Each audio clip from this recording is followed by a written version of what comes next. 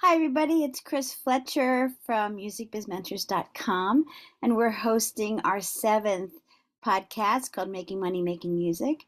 And our subject today is becoming a touring musician. Our last podcast, we interviewed Scott Gilmore, who is from the band Fox and Bones. And he had some interesting things to talk about. Go back and take a look at it. There's nothing like hearing from a musician's mouth on what it took to get them where they are today and how they continue to do things. And so it's really important that if you want to become a touring musician, that you kind of follow some rules ahead of time. And one of the biggest things for me is, how many songs do you have? I always say that if you can perform for an hour, then you can get paid. And people are going to pay to see you if you can do at least 60 minutes. If you can do two 45-minute sets, that's even better. Any of the big places that are going to book you, like a festival or something outdoors or something through the city or something like that, they have sponsors. Cities also get money from grants. And so if you go to any website and there is a sponsorship button, it means they should have money to pay you. Do not do any kind of gig for free if they have a sponsorship button because they have money to pay you. So sometimes it's a matter of you putting value on yourself. I know sometimes people have a hard time with that.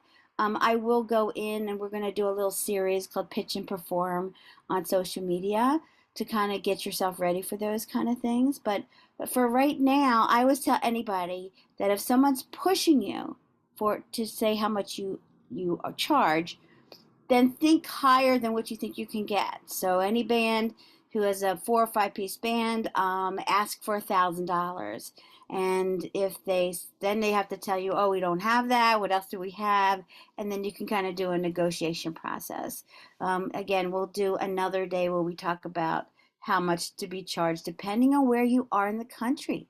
Sometimes it makes a difference on how much money things have. But just off the top of my head, the ones who will pay you, will have an audience already coming, are things like a county fair, because people are coming to ride the rides and to eat bad food, and they look over and there's a stage or something like that. So there's a lot of that out there, especially between April and October, because I mean, it's nice out, so people, go out and stuff like that. So there's a lot of ways to kind of hit those things. But what I liked about the things that Scott had to say, and one of the things that sits in some people's brains after they saw his interview with us, is that he said, "Prepare to be successful." Not prepare for all the worst that can go on, but prepare to be successful, looking at it in a positive way. But we're talking about being prepared. Sometimes you don't know when you go out and you learn, right? So we can go over some of the things that you should be taking charge of before you go. But the number one thing for me is to have you get a great stage show together, because you have to remember that when you're going out to a new area, a new venue, no one knows who you are. So you better have a good show, because if you don't, they will walk away. And so that's why I'm always encouraging everyone to just kind of concentrate on your area, your home, wherever it is. And I'm talking 100 miles from your home. One that you can run out and run back, called a run out basically. You want to start thinking about those things. And now, right now, it's the end of October, and most of the bigger events will start taking your applications, looking at your music, all that kind of stuff between November and the end of January, because they want to book things. So look in your neighborhood. Do you have a summer concert series? I know here in California, we have 200 summer concert series, and that's usually booked through the city. And sometimes they're bigger stage, sometimes they're smaller stage, but they will have at least a little bit of money to pay you, and it's great exposure for your area. I'm working with an artist right now that started doing that for her city. And so now she's doing her third event for them. She's doing the Pumpkin Festival in October. And then they have a Christmas things coming up. Then they have an Earth Day in April. And then they have other kinds of festival events and those kind of things that they take care of. So it's not impossible, even if you haven't gotten paid yet. It has to do with how many songs you have and how good you are. So for me, I want to make sure that everybody has, we'll go over one day how to do that too. We'll do the 1, 2, 3 of booking, where we'll say what you need to present to people and how do you present. But right now, we're kind of talking about you thinking, I want to become a touring musician. So please go back and look at Scott's interview. They have been touring since 2016. Of course, when 2020 hit, had to take a break. And he said actually it was good for them because they started writing. They started using other skills to do custom songs for people, doing stuff online, doing a virtual that people hadn't done before, those kind of things. And so coming back a little at a time, but succeeding a little at the time. And don't be afraid to do different kinds of venues. It's really important that you keep yourself um, flexible for those kind of things. If you're a rock band, then I'm going to ask you to sit down and take some of your songs or even some of the cover songs and do an acoustic set. So you can go to a radio station and perform. You can go to a coffee house. You can go to different things, especially for promotion on the road. But you could go to a little, we've done that a couple times. We've actually gone to a little coffee house and they paid us a couple $100 for us to play 2 sets. Plus, we meet all new people there and those kind of things. And so you want to start thinking about those things, but it all goes back to how many songs do you have and you're ready to prepare to perform. So getting out locally will help you perfect that show. So I'm always telling people to try to, if you haven't played around yet, then do something, do things locally. And you can make a plan now. Where should you play? If you're contacting a venue and they say, how many people can you draw, which most of the time is going to be the question, be honest with them. Tell them we've never brought more than 20 people, or we're brand new and so we haven't played yet. Be honest with them because they can say, okay, before you come and play with us, then these are the venues you should be playing at, right? So I find a lot of people are helpful for that way, whether it's speaking to them on the phone or it's emailing. So I think it's important that we start talking about that because everybody wants to go on tour, right? But you have to make sure that you're roadworthy. So when we talk about going on the road, we you take 6 months, maybe a year to conquer your immediate area, 100 miles from your home and get all that stuff together. And then you can move 300 miles from your home. So you're just going away, for a long weekend or something like that. And then you can go to the next state or next city or whatever it is. That's 600 miles from your home. But we have to remember that time is money here. So the whole thing is us to figure out how much it's going to cost to go on the road. And we'll do a whole other podcast on that. But basically, it's travel, meals, and lodging are going to be your most expensive things. So if there's 6 of you in the band, then you're going to have to get 2 rooms. If there's 4 of you in band, you can all stick into one room, that kind of stuff. I find a hotel that has breakfast in the morning, so I don't have to worry about breakfast in the morning.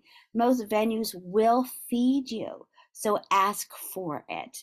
Ask also if they have lodging or or if they're connected to lodging, those kind of things. So we're talking about preparing yourself to go, and just not just do that, but you have to continually put music out. If you put 10 songs out this year, next year you have to put music out too. So this is the time to start writing and recording. Even I would be so happy that if by January you had 2 songs recorded ready to go, and then I always talk to people about putting out a fan favorite. in the beginning of the year, something that had a lot of listens to it, and say, hey, this is the fan favorite. We're going to be putting out new music because it'll bring the people back so they know that new music is coming, those kind of things. Um, Promotion is, everything, whether you're talking about it, whether you're doing something virtual, whether you're doing ads, whether you're doing, your social media, doing your email list, whatever it is, you have to promote your shows. Sometimes there's venues where people are just coming, which is great, right? But a lot of times you still want to promote and let people know that things are happening with you. So I'm gonna go my little PowerPoint today. Okay, so we're going to talk about a lot of the things that Scott recommended and some of my recommendations myself. So, so what to conquer before taking your music on the road. And I always do a PowerPoint here so you can go back and you can make your own checklist, right? And that's why I'm doing that. If this is on audio, that you can always go to YouTube, and this is online, so you can kind of follow as we go along. So you can always go back and look at our Music Biz Mentors YouTube page. So have a great 60-minute show. 60 minutes. It's a long time if you're a pop band or if you're a solo artist. So it's okay to take some time and make sure you get that 60 minutes ready to go with those kind of things. Add cover songs until you have enough material. It's really okay to do that. That's how people start getting out there. Even if it's just most of your set is covers, but you have 3 originals, it's okay to start that way. I believe it is. Anyway, I'm going to go out there and kind of do that kind of stuff. Perform at least 6 months locally, which we just talked about, 100 miles from your home. We have some students that I teach that are in Hollywood and have never even been to the beach, right? There's plenty of cities around us. And if you're not sure what's going on, I always I always talk about the 5-star rule, which actually came from Martin Atkins. He has a book called Tour Smart, and he just coined it right. If you're in a major city, right, and you want people to come see you, then you play 5 cities around the major city a bunch of times so you'll get enough people to come in and buy a ticket. You got to try it once in a while though and see if it's really working. So it's really, really important that people start coming to see you.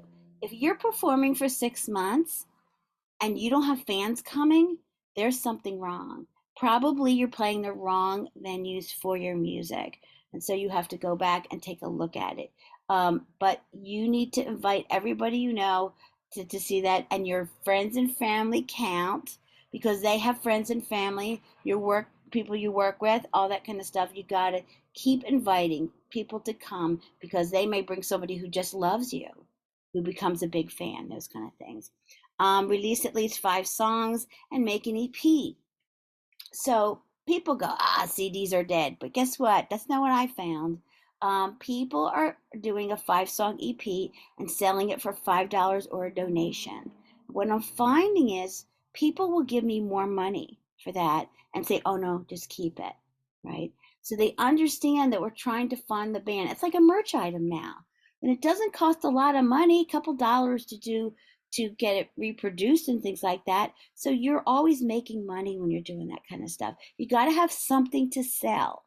So when t-shirts cost a lot, all the merch items and stuff, but you can start at least with an EP, right? So people can support you anyway. We're talking about they're still gonna take whatever way they listen to music, they're gonna download it to Spotify or iTunes or someplace like that. So they're gonna pay for it twice, basically, when we're talking about that stuff.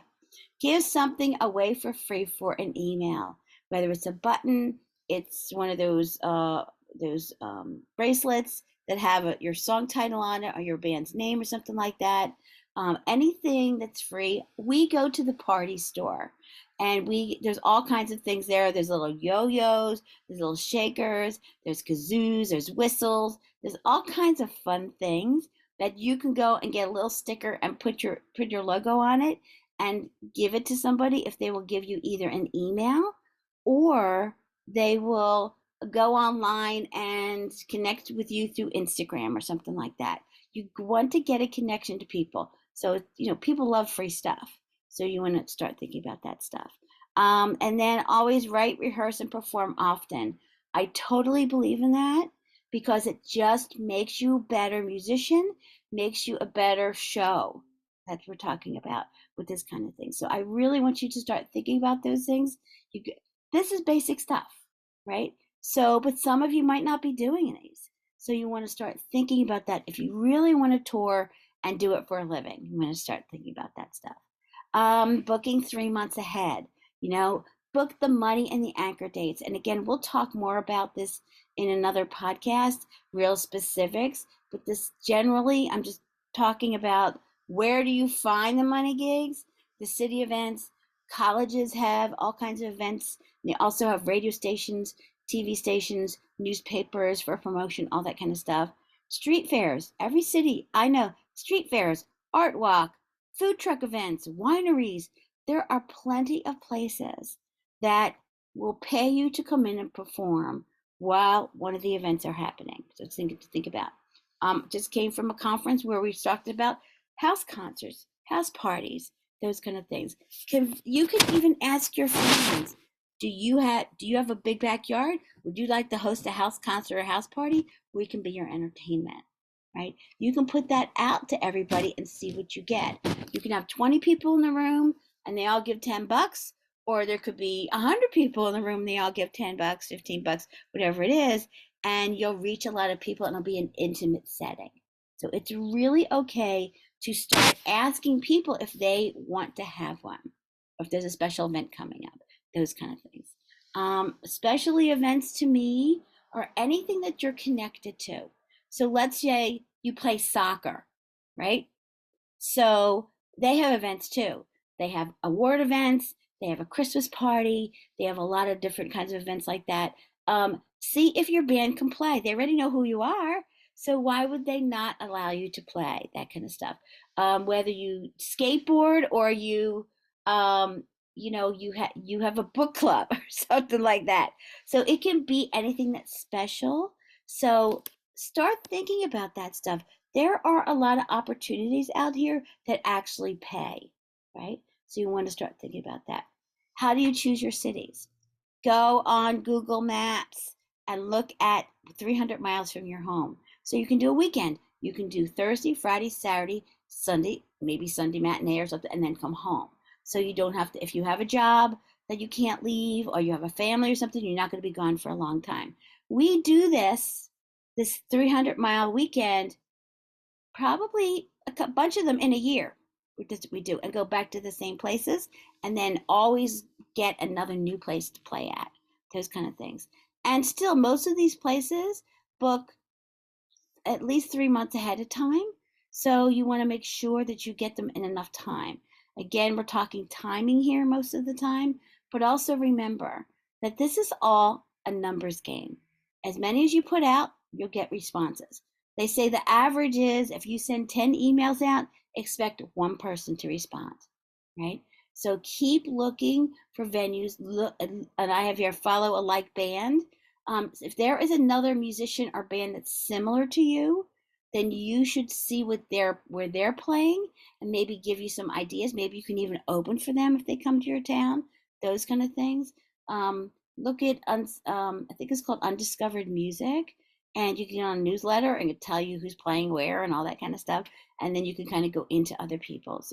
It's not illegal to look at people's list and see it's similar, and then you have to do the work to find out if you can play there, right? So one day I'll come on, I'll actually show you how to find those venues, how do you find the person who's the contact and all that kind of stuff. But we're just kind of just give you an idea that there are plenty artists out there that are similar style to you, and they have already done the work for you. You already have the cities and the venues and all that kind of stuff. So get on the newsletter. That's the best way to do that kind of stuff. How you pick your cities? Your families and family and friends. Where can you stay overnight with them? Because travel, meals, and lodging are your biggest expenses. So you want to make sure that you're going to have at least a couple people in the room, those kind of things. So that may be a reason. If you have somebody, if you're in a band and the drummer is from Texas, right? Maybe you go to Texas because he already has a following there. It's okay to choose cities that way. And that's the way we always kind of look at those kind of things. That's how, when Scott was talking about, that's how they started. They started going to the cities where they had someplace to stay because it costs so much to do those kind of things. Um, if you want some, if you saw something this summer that you goes, darn it, I wish you could have known about this and I could have played it, then guess what? This is the time to get your EPK. Make sure you have a website. If you don't have a website, do a free Reverb Nation or free Bandcamp. Make sure you have at least one social media active, and it can be Facebook because every single venue I know has a Facebook page.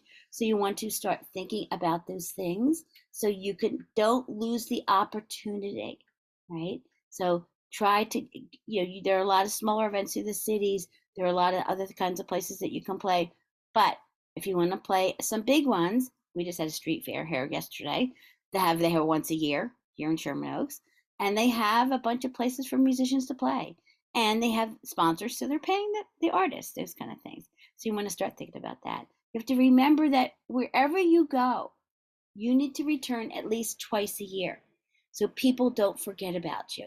If you could return 3 times a year, that'd be better. But if realistically, when you're just starting, we're talking 2 times a year. So if you come back from a place, a tour, and you really loved the place you played and you did well, then call them immediately. Contact them when you get back. Pick 3 months, 4 months, whatever it is that you're going to come back. Hey, we're coming back in February next year. We're coming back in May. We're coming back, in November or whatever it is, and see if you can get another date with those. So you have to keep going and doing that kind of stuff. Um, Again, preparing for success. Again, I love the way he talks about not thinking about the bad stuff, all because there's a lot of things that you can do to prepare for anything that's going to happen. But prepare for success so you don't lose the opportunity to do more things. Or if someone comes up and gives you a card, make sure that you put what they want on the back of it. Because by the time you get back from tour, you have a card, you go, oh, I don't remember what this is for, right? So it's always important that you kind of follow things as you go along. If you could, after a day, just separate the money, know what it was for, that kind of stuff. I have a couple of musicians I know that when they're on the road, they take turns writing the events of the day up. And one of them they don't go to sleep unless they write the events of the day up. And also that one of them is not drinking so they can get to be where they need to be, those kind of things. So someone has to not drink one day because somebody has to drive. This kind of stuff. Very responsible, but it's just about what you need to do on the road. I'm not saying that you can't have a good time, but you have to, if you're supposed to get up at 6 in the morning and drive 4 hours to do a gig at noon, then you can't party the night before, right? So this sounds like common sense, but once people go out on the road, especially when you start going around, they think it's a free for all. It's just going to be fun, but there is work to be done on the road. It's about meeting as many people. The reason we go on the road is to find more fans, right? That's the real reason. If we can make money on top of it, that's great. But a bunch of times you're going out, you're going to just break even because you're just starting and people don't know who you are yet. Okay, so it's a really important we look at that. So how do you prepare for success or going on the road? Rest, exercise, and sleep is so important, right? Because you may not get a lot of it on the road.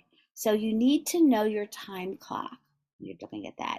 Packing for the road. Again, you'll learn as you go, but maybe you don't need to pack 15 t-shirts and 7 pairs of pants, right? That kind of stuff.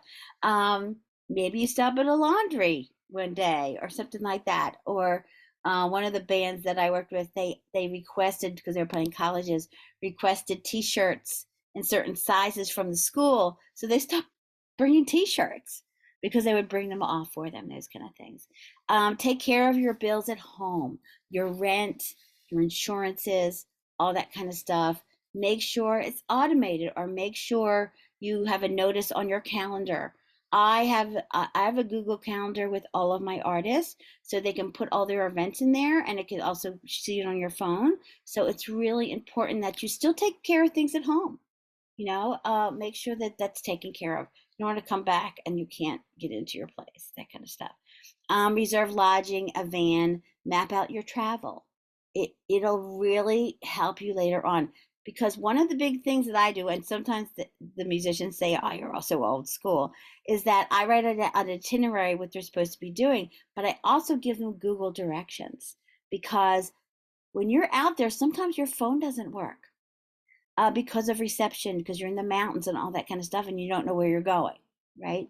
So I always make sure I've at least basic Google directions, and then a phone number to the somebody you can talk to at the venue or at the festival, wherever you're going. So if you're lost, you get a flat tire, you're going to be late, whatever it is, you both have each other's phone numbers.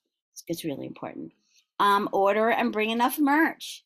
You got to sell something, because I've a couple times we went out on the road and I go, "You don't have enough merch?" "Oh yeah, we're good." And then a week in, they're going, "Oh, Chris, we don't have any more merch." And I'm like, so have some place that either print on demand company or someone else, whoever's doing your stuff, that they can drop ship to you. So you can call them and say, "Hey, I need more CDs, I need more T-shirts, whatever it is," and they can get it out to you in a day or so. You tell them where you're going, and you'll have enough. The worst thing to do is to run out of merch, because you won't have anything else to sell. So you want to make sure that you have enough of those kind of things. Prep your cash on hand and credit card. You're going to have some cash on hand with you, whether it's for tolls or it's for just stopping to get a soda or whatever it is. Don't use everything unless you have an ATM card or a credit card. You're putting everything on, and then keep the receipts in your glove department. And when you come back, you can separate everything, right? So just being prepared for whatever you need, those kind of things. Um, Put together a merch table display, and make sure you take some kind of card table. I lost one of my card tables, so one of the bands took it. I never got it back. I just slid it in the van, kind of thing. Because most of the time you have to ask for that too. Will they give you a table, that kind of stuff. But sometimes they want to give a table up because somebody's sitting there. So I always make sure we have a little table, maybe bigger than a tray, but just a little card table. Maybe, I don't know, what are they, 14 by 14 or something like that. But you can just fits right in the van. You can pull it out if you need to. Have Put a little display together.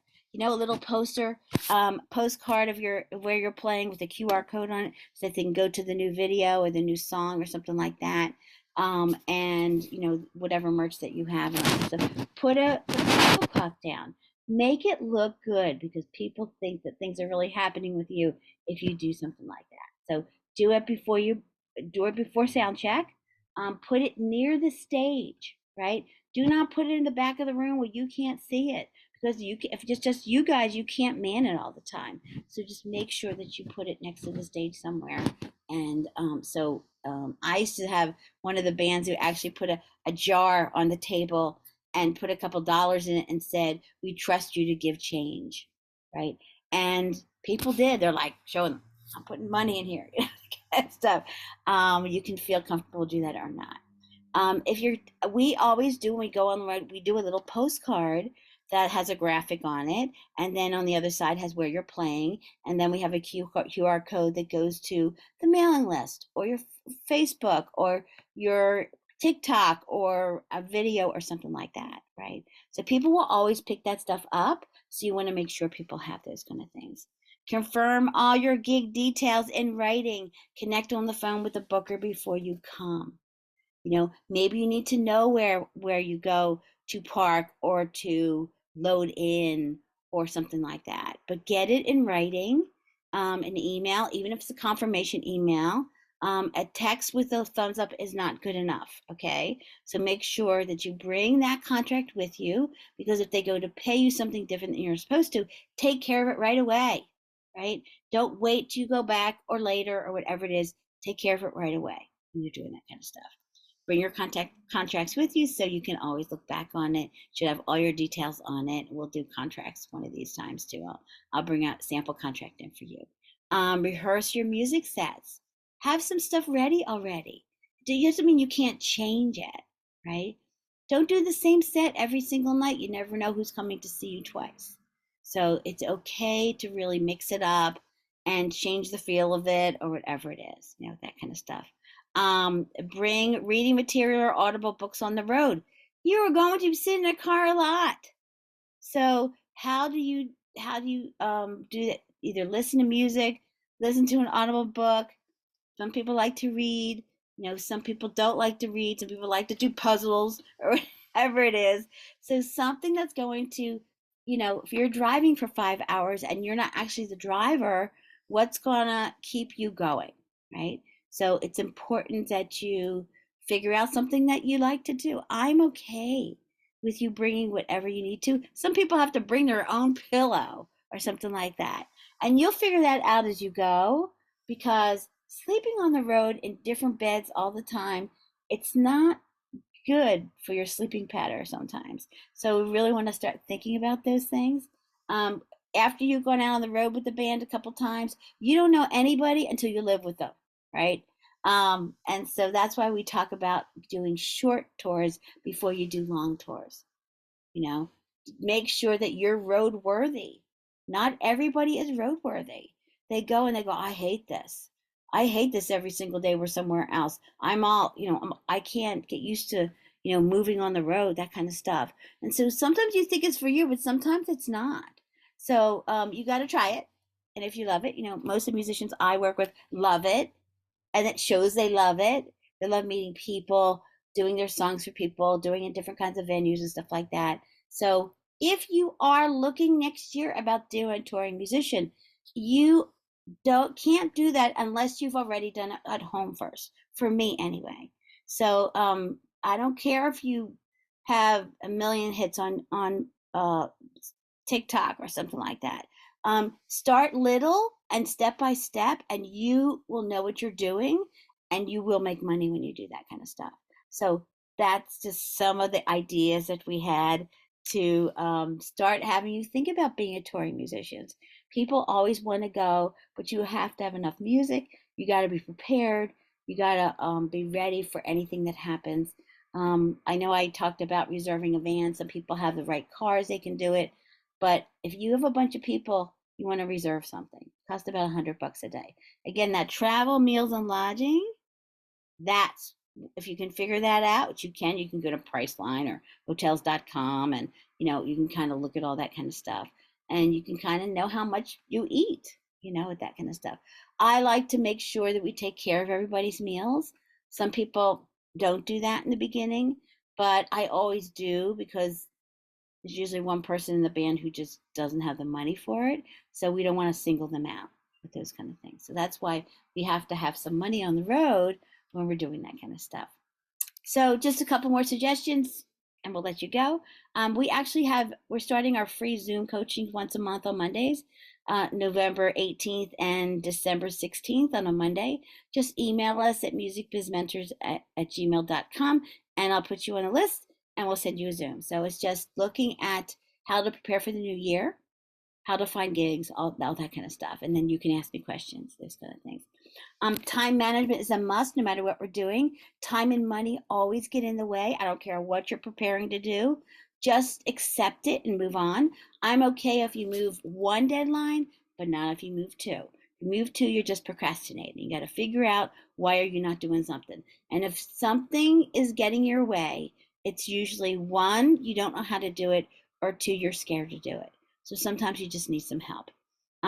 Monthly promotion and planning and social media, putting music out, sending music to podcasters and playlisters and all that kind of stuff, so you can get it out there, letting everybody that your music's out there when you listen to it, all that kind of stuff.